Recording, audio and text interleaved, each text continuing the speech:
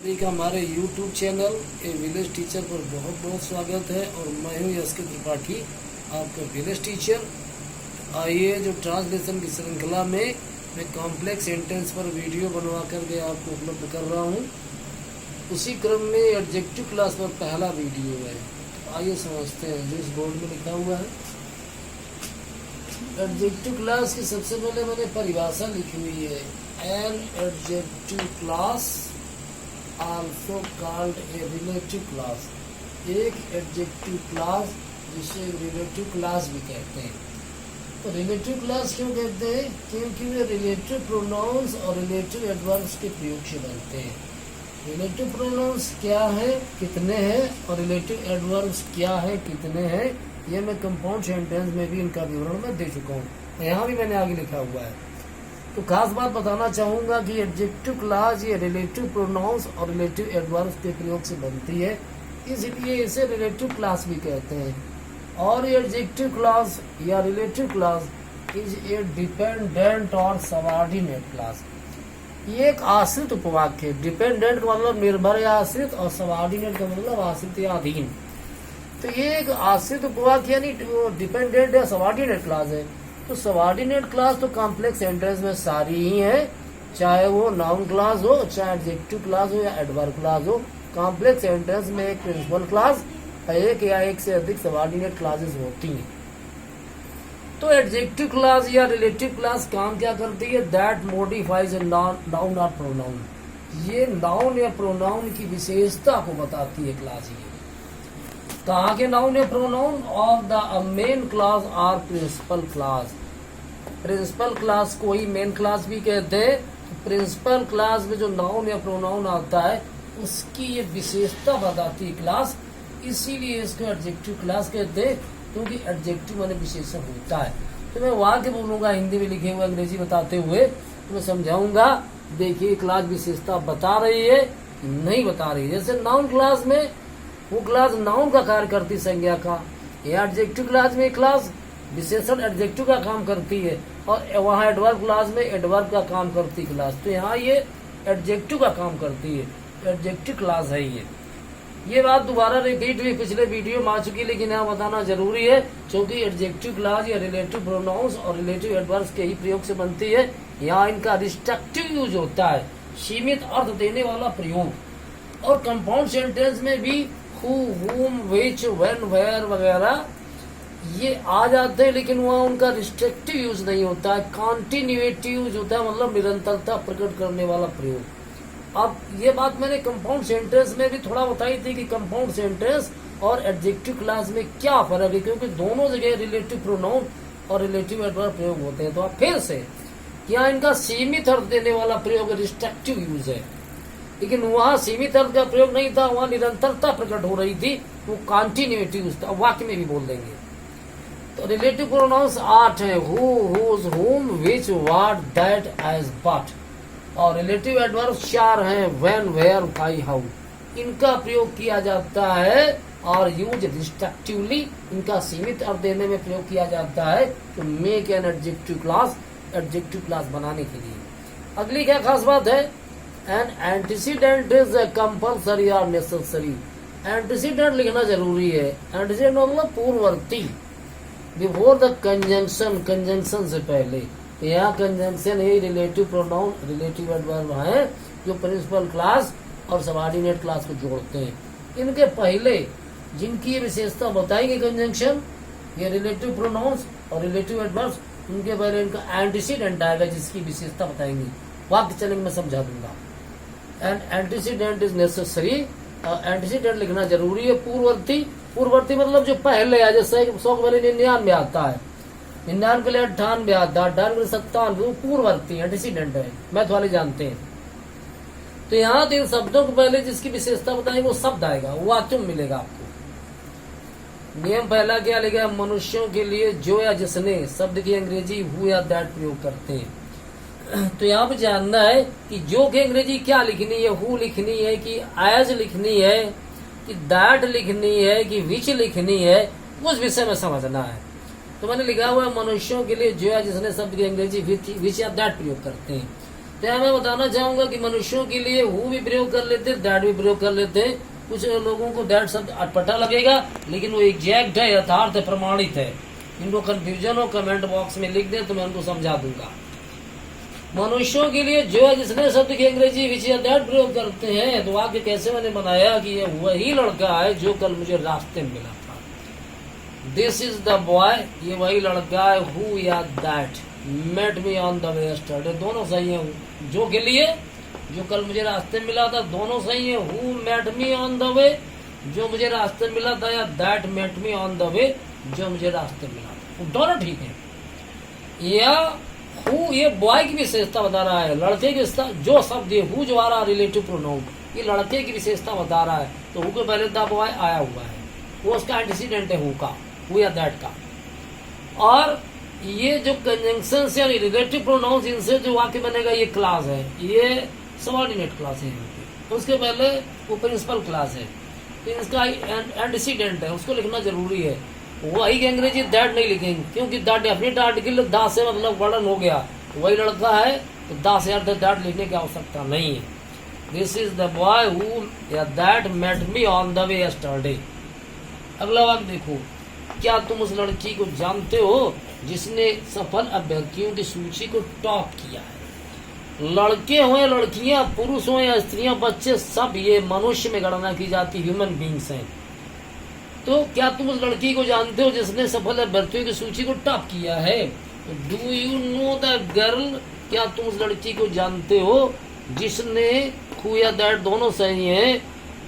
Who has topped, जिसने top किया है, वो भी सही है। दैट हैज टॉप्ड, जिसने टॉप किया है क्या, the list of the successful candidate, सफल अभ्यर्थियों की सूची को। तो ये क्लास विशेषता बता रही पूरी किसकी, उस लड़की की। वो लड़की कैसी है, उसने सफल अभ्यर्थियों की सूची को टॉप किया है, उसकी विशेषता है लड़की की। तो ये एडजेक्टिव क्लास है ये, और उसकी हु शब्द के पहले तक गर्ल आ रहा है, उसका एंटीसीडेंट है, और उस या वही की अंग्रेजी वहां नहीं लिखना है, दा से होगी वो, ऐसे समझना है। अगला वाक्य देखो, वह आदमी जिसने तुम्हारी कार चुराई थी अब जेल में है। अंग्रेजी उसकी, द मैन, वो आदमी, हु स्टोल योर कार, जिसने तुम्हारी कार चुराई थी, इज नाउ इन प्रिजन, अब वो जेल में। तो आदमी कौन, जिसने तुम्हारी कार चुराई थी, उस आदमी की विशेषता है वो कार चोर था। ये तो पूरी क्लास विशेषता बता रही, जिसने तुम्हारी कार चुराई थी वो आदमी अब जेल में है। द मैन, वो आदमी, हु स्टोल योर कार, जिसने तुम्हारी कार चुराई थी, इज नाउ इन प्रिजन, अब वो जेल में है।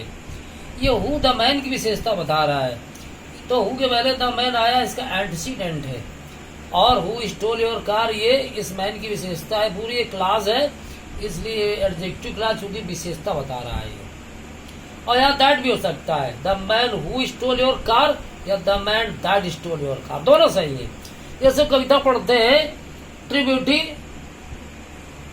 तो उसमें लिखा हुआ है कि ही दैट लव्स ए रोजी चीक और कोरल लिप एडमायर्स, वह व्यक्ति जो गुलाबी गालों से प्रेम करता है या मूंगे जैसे होंठ की तारीफ करता है। तो ही तो मनुष्य के लिए वहां लिखा गया है, तो वहां दैट आया हुआ है ऐसे। तो यहाँ मुझे समझाना है कि जो है जिसने अंग्रेजी क्या लिखनी है, हु लिखेंगे कि विच लिखेंगे, कि वो दैट लिखेंगे, कि वाट लिखेंगे, कि एज लिखेंगे, क्या लिखेंगे, इसका यहाँ पे वर्णन है। काफी इंपॉर्टेंट क्लास है। अगला वाक्य देखो, वह स्त्री जो तुम्हारे भाई के बगल में बैठी हुई है वह एक प्रसिद्ध पत्रकार है। अंग्रेजी उसकी, द लेडी, वह स्त्री, हु या दैट दोनों सही है। तो हु इज सिटिंग जो बैठी हुई है, दैट इज सिटिंग जो बैठी हुई है, कहाँ, बिसाइड योर ब्रदर, तुम्हारे भाई के बगल में, इज ए फेमस जर्नलिस्ट, वो एक प्रसिद्ध पत्रकार है। इन वाक्यों को तोड़ा भी जा सकता है, क्योंकि चूंकि वीडियो कट जाता है ज्यादा लंबा होने पर, इसलिए वो उसके लिए मैं सिंथेसिस में मैं उसको स्पष्ट करूंगा, तोड़ करके बताऊंगा। अगला नियम नंबर 2 देखिएगा, मनुष्यों के लिए जिसे या जिसको इस शब्द की अंग्रेजी whom या that का प्रयोग करके बनाते हैं। देखिए, मनुष्यों के लिए जिसे या जिसको, तो whom भी ठीक है, that भी सही है। मनुष्यों के लिए जो है जिसने, who भी सही है, that भी सही। कितनी जगह that आता है, that का एडजेक्टिव क्लास में बड़ा रोल है। इसको पूरा वीडियो देखिए, और ये रिलेटिव प्रोनाउंस और रिलेटिव एडवर्ब सब मिला के 12 है। 12 का एक्सप्लेनेशन एक वीडियो में नहीं हो पाएगा, दूसरे वीडियो में जाना पड़ेगा। दोनों वीडियो आप एडजेक्टिव क्लास समझने के लिए ध्यान पूर्वक देखिए। मनुष्यों के लिए जिसे या जिसको इस शब्द के अंग्रेजी whom या that से लिख लेते हैं। वाक्य ये वही लड़का है जिसे मास्टर साहब ने कल कक्षा में पीटा था। जिसे मैंने अंग्रेजी कैसे बनाई, दिस इज द बॉय, ये वही लड़का है whom द टीचर बीट, जिसे मास्टर साहब ने पीटा था। दैट द टीचर बीट, जिसे मास्टर साहब ने पीटा था। इन द क्लास, कक्षा में, स्टडी, कल। दोनों सही हैं। आप लोग कुछ लोगों को कंफ्यूजन हो सकता है इस दैट के विषय में, लेकिन वो बिल्कुल प्रमाणित है। अखबारों में कहीं अच्छी भी चलती है दैट, बहुत लोग बोलते भी हैं, लिखते भी हैं, तो सारा सही है। कंफ्यूजन हो कमेंट बॉक्स में लिखिए। दिस इज द बॉय, ये वही लड़का है। whom या दैट दोनों सही है। दैट टीचर बीट तो अर्थ हो गया जिसे मास्टर साहब ने पीटा था। इन द क्लास, कक्षा में, स्टडी, कल। अगला वाक्य देखो, मैं उस लड़की से मिलना चाहता हूँ जिसे राष्ट्रपति ने वार्षिकोत्सव में स्वर्ण पदक से सम्मानित किया है। ऐसा वाक्य। I want to see the girl, मैं उस लड़की से मिलना चाहता हूँ। सी माने देखना, मिलना, जानना, समझना शब्द होता है। मीट माने मिलना, विजिट माने मिलना, लेकिन कब कहाँ प्रयोग करेंगे इसके तो रीडिंग कंपल्सरी है। I want to see the girl, मैं उस लड़की से मिलना चाहता हूँ। whom या दैट दोनों सही है। whom माने जिसे, दैट माने जिसे अर्थ हो गया। whom the president has awarded, जिसे राष्ट्रपति ने सम्मानित किया है, वो भी सही। और that the president has awarded, जिसे राष्ट्रपति ने सम्मानित किया है with a gold medal, एक स्वर्ण पदक से। इन द एनुअल फंक्शन, वार्षिकोत्सव में, तो मैं उस लड़की से मिलना चाहता हूँ। I want to see the girl, ये whom या that का ही एंटीसीडेंट था गर्ल। whom से जो वाक्य चल रहा है वो एक क्लास है, वो लड़की की विशेषता है कि उसे राष्ट्रपति ने सम्मानित किया स्वर्ण पदक से। एडजेक्टिव क्लास है ये। आगे देखते हैं। मनुष्यों को छोड़कर सभी सजीवों और सभी निर्जीवों के लिए जो, जिसने, जिसे, जिसको शब्द की अंग्रेजी whose या that प्रयोग करते हैं। मनुष्यों को छोड़ दो, कोई भी सजीव, कोई जानवर, कोई कीड़े मकोड़े, पक्षी, कुछ भी सजीव भी, और कोई निर्जीव, कॉपी, कलम, किताब, कुर्सी, मेज, कुछ भी हो, सबके लिए जो या जिसने, जिसे या जिसको, इन चारों शब्दों के अंग्रेजी विच या दैट कुछ भी लिख सकते हैं। तो आपने देखा हु लिख लेंगे लेकिन वहां भी दैट आ सकता, और whom लिखेंगे वहां भी दैट आ सकता है, और विच लिखेंगे तो वहां भी दैट आ सकता है। आगे बढ़ते हैं, देखते हैं एग्जाम्पल इनके। ये वही घोड़ा है जिसे या जिसको मैंने मकनपुर के मेले में खरीदा था। तो घोड़ा सजीव तो है लेकिन मनुष्य नहीं है। घोड़े के लिए प्रोनाउन लोग या अन्य मनुष्यों को छोड़कर वो इट प्रयोग करते हैं प्रोनाउन में, ही सी नहीं प्रयोग करते। तो यहाँ पे ये जो रिलेटिव प्रोनाउंस है, यहाँ इनके लिए विच या दैट प्रयोग करेंगे, दोनों सही है। ये वही घोड़ा है जिसे जिसको मैंने मकनपुर के मेले में खरीदा था। दिस इज द हॉर्स, ये वही घोड़ा है विच या दैट जिसे आई बॉट, मैंने खरीदा था from the fair of Makanpur, Makanpur के मेले से। तो विच या दैट से पहले हॉर्स आ रहा, उसको एंटीसीडेंट है। क्या तुमने वह कलम खो दिया है जो मैंने तुम्हें कल दिया था, या क्या तुमने वह कलम खो दिया है जिसे मैंने तुम्हें कल दिया था। Have you lost the pen, क्या तुमने वो कलम खो दिया है। Which I gave you yesterday, जो मैंने तुम्हें कल दिया था, जिसे मैंने तुम्हें कल दिया था। या that I gave you yesterday, जो मैंने तुम्हें कल दिया था, जिसे मैंने तुम्हें कल दिया था। तो कलम निर्जीव है, उसके लिए विच या दैट मैंने प्रयोग किया है। घोड़ा सजीव है, उसके लिए विच या दैट प्रयोग किया, लेकिन ये मनुष्यों से हट करके है, इसलिए विच या दैट वहां चलेगा। नियम नंबर 4 में देखना है, मनुष्यों, सभी सजीवों एवं सभी निर्जीवों के लिए जिसका, जिसकी, जिसके, इन शब्दों के अंग्रेजी हुज प्रयोग करते हैं। तो मैं बताना चाहूंगा कि मनुष्यों के लिए तो हुज बहुत अच्छा है, लेकिन अन्य सजीवों, निर्जीवों के लिए आप हुज के अलावा आप विच प्रयोग कर सकते हैं।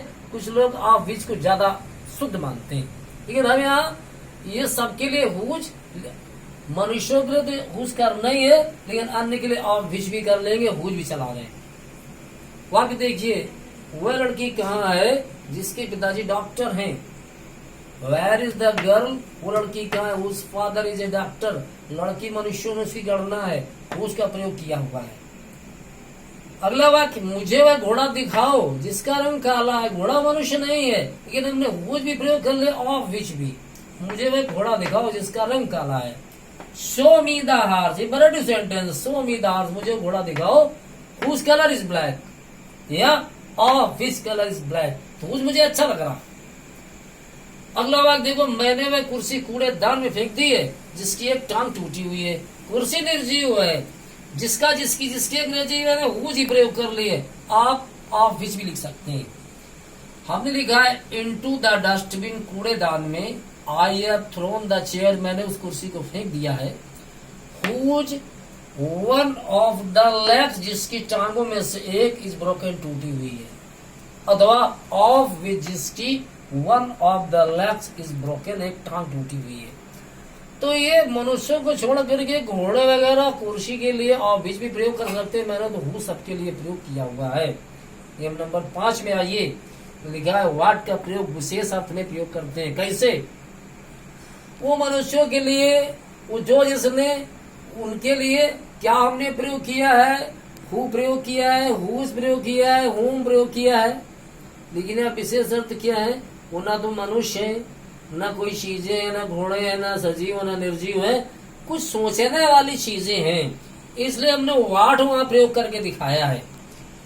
बहुत से लोग वह प्राप्त कर लेते हैं जिसकी वे इच्छा करते हैं, या जो वे इच्छा करते हैं, इसलिए वाट प्रयोग किया है। मैनी पीपुल गेट, बहुत से लोग वो प्राप्त कर लेते हैं वाट दे डिजायर, जो वे इच्छा करते हैं। बहुत से लोग वो प्राप्त कर लेते हैं वाट दे डिजायर, जो वे इच्छा करते हैं। तो क्या प्राप्त कर लेते हैं मालूम नहीं, वो तो ऐसा विशेष अर्थ में प्रयोग हुआ है, न तो कोई मनुष्य है, न उसके अलावा कोई सजीव। हम अपनी मंजिल प्राप्त कर लेते हैं, उपलब्धि प्राप्त कर लेते हैं, वह वाट लगाया हुआ है। तुम्हें वह जरूर मिलेगा, तुम जिस लायक हो या तुम जिस योग्य हो।